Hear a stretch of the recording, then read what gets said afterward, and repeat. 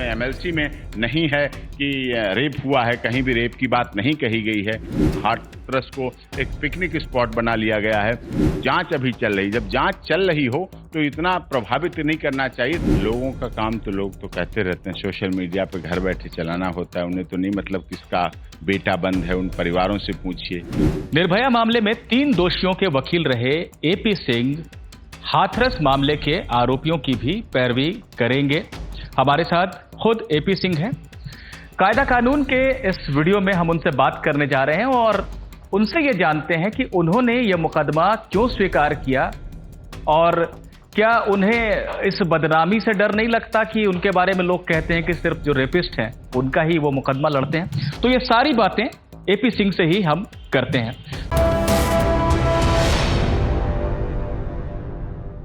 सिंह साहब, आपने सुना मेरी शुरुआती टिप्पणी को, क्योंकि जब से कल से सोशल मीडिया पे मैंने ये जानकारी डाली है कि आप वकील होंगे हाथरस के आरोपियों के, तो लोगों की भी प्रतिक्रिया आ रही है कि इनको क्या सिर्फ रेपिस्ट ही मिलते हैं मुकदमा लड़ने के लिए।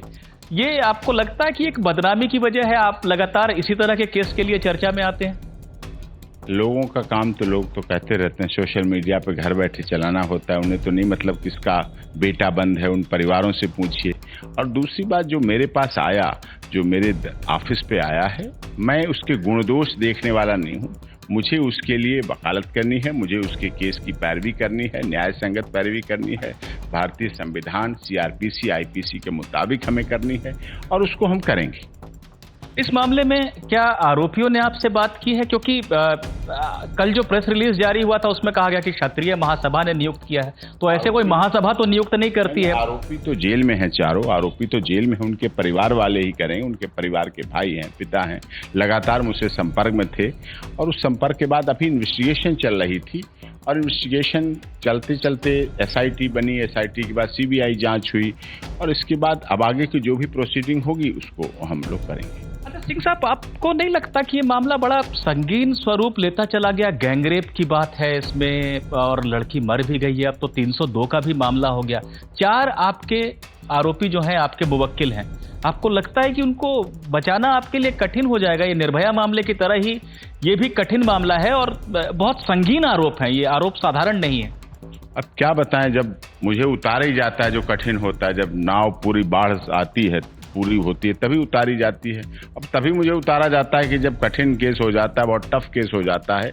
वैसे इतना टफ ये बन गया है, मीडिया ट्रायल की वजह से बन गया है, होना नहीं चाहिए था, क्योंकि इसमें साफ तौर पे जो पहला बयान है लड़की की विक्टिम है, जो उसकी माँ का बयान है, उसमें उसने झगड़े की बात की, अपने संदीप जो लड़का है उसका विक्टिम का भाई है उससे मारपीट की बात कही है। फिर उसके बाद दूसरा संदीप जो उसका दोस्त था लड़की का, उसकी बात आ गई है कि उसकी वजह से उसे मारपीट के, उसी ने उठा के फेंका, लड़की के भाई ने उसे उठा के फेंका, लड़की के भाई ने मार रहा था तब वो भागी तो उसके तार से जीभ में चोट आई है और उसके चोटें आई हैं। तो ये सब चीज़ें हैं। सीएफएसएल रिपोर्ट और एमएलसी जो आई है पहली बेटी की, जो बेटी की है, उसमें एमएलसी में नहीं है कि रेप हुआ है, कहीं भी रेप की बात नहीं कही गई है। तो ये सब चीज़ें ऐसी हैं जो कि डिफेंस को मजबूत करती हैं और प्रोसिक्यूशन की स्टोरी को झूठा साबित करती हैं। और इसमें देखना भी है, क्योंकि जांच अभी चल रही, जब जांच चल रही हो तो इतना प्रभावित नहीं करना चाहिए राजनीतिक दलों को, जैसा राजनीतिक दल वहां हाथरस को एक पिकनिक स्पॉट बना लिया गया है। ये नहीं करना चाहिए। किसी एक केस की वजह से उत्तर प्रदेश की सरकार की बात की जाती है, 2022 का हम चुनाव लड़ेंगे और उसमें हराएंगे। जाति के आधार पर, क्षेत्र के आधार पर, भाषा संप्रदाय के आधार पर इस तरह के केसों को नहीं बांटना चाहिए। आप जातिगत खाएंगे केस को लेकर नहीं बांट सकते। क्या डॉक्टर भीमराव अंबेडकर जी के बनाए हुए संविधान और संविधान निर्मात्री की वो अध्यक्ष रहे हैं जो संस्था थी, उनमें ये बातें थी? नहीं थी। ऐसा नहीं कि कहा जाता राजपूतों ने ऐसा किया, दलितों के साथ किया। क्या महाराणा प्रताप, शिवाजी और पृथ्वीराज चौहान, छत्रपति शिवाजी और पृथ्वीराज चौहान, क्या उनका यही जीवन था? क्या उन्होंने इसके लिए त्याग और बलिदान किया? ऐसा नहीं है। ये तो वहां पर राजनेता बहुत जा रहे हैं, बहुत राजनीति कर रहे हैं। मैं एक वकील से बात कर रहा हूं, मुझे पता है कि एक क्षत्रिय संगठन ने आपको अप्रोच किया और परिवार ने भी अब अप्रोच किया है, तो आप कुछ बातें जरूर बोलेंगे उस तरह से भी। लेकिन मैं ये जानना चाहता हूं कि यहाँ पर देखिए, आप वकील हैं, पीड़िता का बयान है, 22 सितंबर को उसने बयान दिया, कहा कि मेरे साथ गैंगरेप किया गया है, मेरे साथ इस तरह से मारपीट की गई कि ये वजह है मैं गंभीर रूप से घायल स्थिति में, और अब पीड़िता मर भी गई है। तो डाइंग डिक्लेरेशन भी एक तरह से इसको कह सकते हैं कि उसने दिया है। आप नहीं समझते कि ये पर्याप्त है? कोई लड़की जो डेथ बेड पर है वो इस तरह का झूठ क्यों बोलेगी? नहीं, वो झूठ बोलने की बात नहीं कह रहा मैं। जब वहां ट्वीट किया जा रहा है, जब उसे सिखाया पढ़ा के बयान किए जा रहे हैं, पहली बार की जब माँ क्यों बोलेगी? जो माँ उसके साथ थी, जब वो माँ 3 लोगों के नाम नहीं ले रही है, जब वो माँ कह रही मेरे लड़के संदीप ने मारा है उसको, उसे चोटा, क्योंकि उसका अफेयर था संदीप का और उसकी बेटी और उसके जो भाई संदीप है उसकी बहन का अफेयर था। जब उस समय SC/ST एक्ट नहीं था तो इस समय SC/ST एक्ट क्यों हो रहा है? SC/ST एक्ट का दुरुपयोग किया जाना ये पूरी तरह से गलत है। और 3 लोगों को, चलो उसका संबंध था, लेकिन और 3 मुलजिमों को, लड़कों को फंसाना, ये दुरुपयोग हो रहा है, मिसयूज हो रहा है। एंटी रेप लॉ इसलिए नहीं बनाया गया कि झूठे केस बन के, पहले भी झगड़ा हो चुका है, जब उनसे पहले भी झगड़ा हो चुका है, झगड़े के सबूत हैं, तथ्य हैं, तो उसको कैसे आप अवॉइड कर सकते हैं? लेकिन आपने देखिए, निर्भया मामले में अंतिम फैसला हो गया, आप वकील थे, आपने आखिरी दम तक लड़ाई लड़ी, और जो लोग भी कोर्ट जाते हैं वहां काम करते हैं, वो पता है उनको कि आपने अपने मुवक्किल के लिए जो कर सकते थे वो किया, लोगों के परसेप्शन की आपने परवाह नहीं की। लेकिन उस मामले में भी आपने अंतिम क्षण तक जो है, जो मृतका थी, पीड़िता थी निर्भया, उसके चरित्र को लेकर भी आपने टिप्पणियां की, आपने बहुत सारी बातें कही, ये बताने की कोशिश की कि वो जो कह रही थी वो शायद सत्य नहीं था। आप इस मामले में भी यही कह रहे हैं।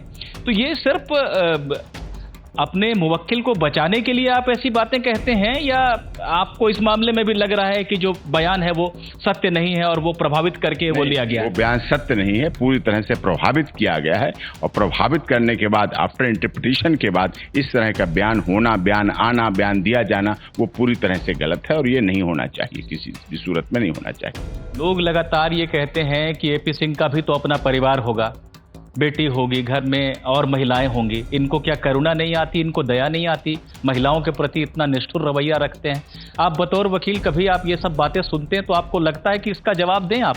परिवार तो आपका भी होगा, सही बात है, लोग ये टिप्पणी करते हैं। बिल्कुल, परिवार है, बहन है एडवोकेट है, पत्नी है एडवोकेट, सब हैं परिवार में, सब हैं, माँ है, और मैं मुझसे ज़्यादा मैं नहीं समझता कि कोई माँ और परिवार को समय तो नहीं दे पाता हूँ, लेकिन उनका सम्मान करता है, उनका आदर करता है, और आदर करता हूँ। इसलिए हर बहन बेटी, कितने भाइयों ने अपनी बहनों को एडवोकेट बनवाया, मैंने बनाया ना, अपनी बहन को एडवोकेट बनाया है, एडवोकेट दिख रही। इसका मतलब मेरी करुणा नहीं, मेरी करुणा से भी अधिक है। लोग फेसबुक पर, सोशल मीडिया पर गाली देना, बातें करना बहुत आसान है, लेकिन उसको धरातल पर जीना बहुत मुश्किल है।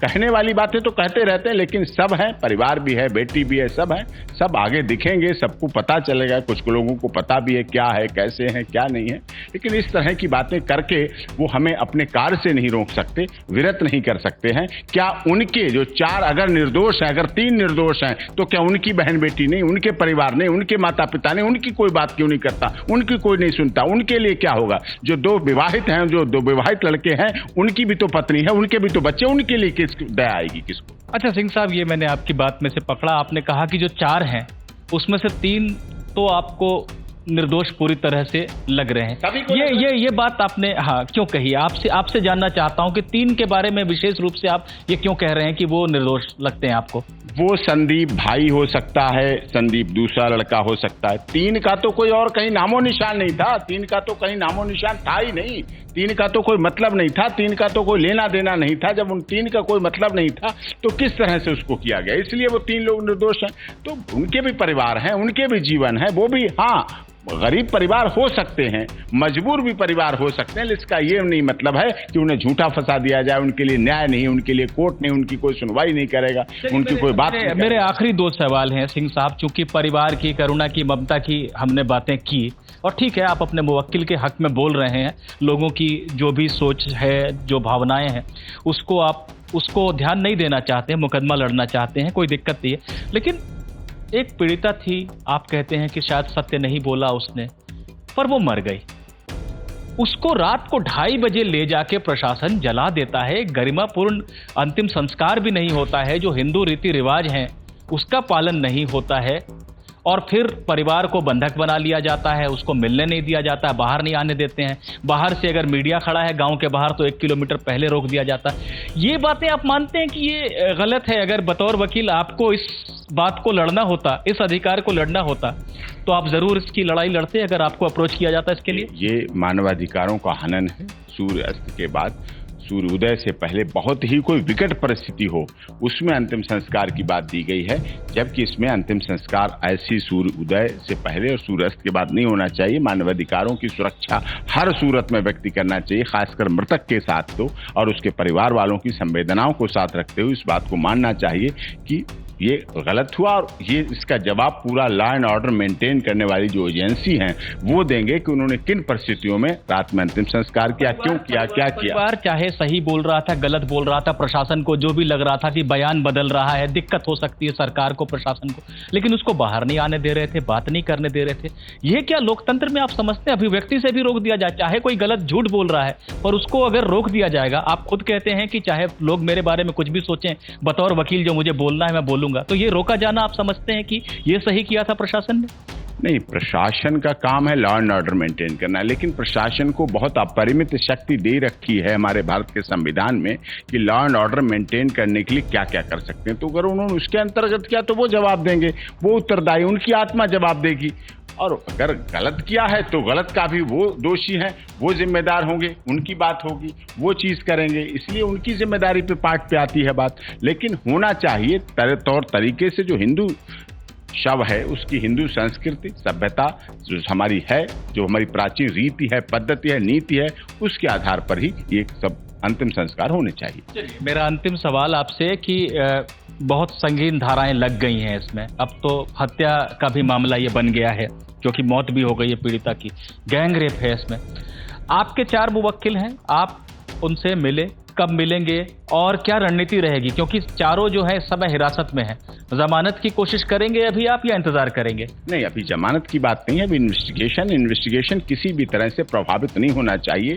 जांच जब चल रही है तो जांच हो जाने दीजिए, चार्जशीट आ जाने दीजिए, उसके बाद हम आगे प्रोसीड करेंगे। क्या सच है क्या झूठ है उसमें सब आगे पता चल जाएगा, और जैसा जैसा मेन बात तो यह है, जैसा जैसा उनके परिवार वालों की इच्छा होगी उस आधार पर करना पड़ेगा। हम तो एक्यूज के लिए, डिफेंस करने के लिए, तो डिफेंस में जो भी जैसी आवश्यकता पड़ेगी हम उसको। एक्यूज से और परिवार से कब मिलने जा रहे हैं आप? परिवार वाले तो मिल चुके हैं, जो उनके एक्यूज के परिवार वाले तो मिल चुके हैं और वो अभी चारों जेल में हैं, तो जैसी होगी जरूरत तो वैसी उनसे लीगल इंटरव्यू कर लेंगे, हम बात कर लेंगे उनसे। तो एपी सिंह ने हमेशा की तरह बहुत बेबाकी से अपनी बातों को रखा और इन्होंने कहा है कि ये वकील हैं, मुकदमा लड़ना इनका काम है, लोग क्या सोचते हैं इनके बारे में कि ये किस तरह के मुकदमे लड़ते हैं उसका कोई अर्थ नहीं है। बचाव का मौका तो आतंकवादियों को भी मिलता है जिन पर आतंकवाद के आरोप हैं, तो ये तो घर परिवार वाले लोग हैं, इनके परिवार वाले अगर इनको अप्रोच करते हैं तो ये क्यों ना उनका मुकदमा लड़ें, ये इनका कहना है। इन्हें नहीं लगता कि जिस तरह का मामला बनाया गया है वो सच है, खास तौर पे जो 3 लोग जो बाद में जोड़े गए थे आरोपी के तौर पर, उनके बारे में इनको लगता है कि वो तो बिल्कुल निराधार है। पर मुकदमा इन्होंने स्वीकार कर लिया है, मजबूती से लड़ेंगे ऐसी बात कह रहे हैं। जिस तरह से पीड़िता का अंतिम संस्कार हुआ उसका भी इन्होंने विरोध किया है, मजबूती से मुकदमा लड़ने की बात ये कह रहे हैं, लेकिन अभी सब्र रखना चाहते हैं, आरोपियों से बहुत जल्द मुलाकात करेंगे ऐसा इन्होंने कहा, लेकिन अभी जमानत की कोई कोशिश नहीं की जाएगी इनकी तरफ से। और पहले जो भी जांच एजेंसी करती है जांच को, उसकी जांच को कोई निष्कर्ष पर पहुंचे उसका ये इंतजार करेंगे, उसके बाद ही आगे प्रोसीड करेंगे। ये बातें एपी सिंह ने हमें बताई हैं। एबीपी न्यूज आपको रखे आगे।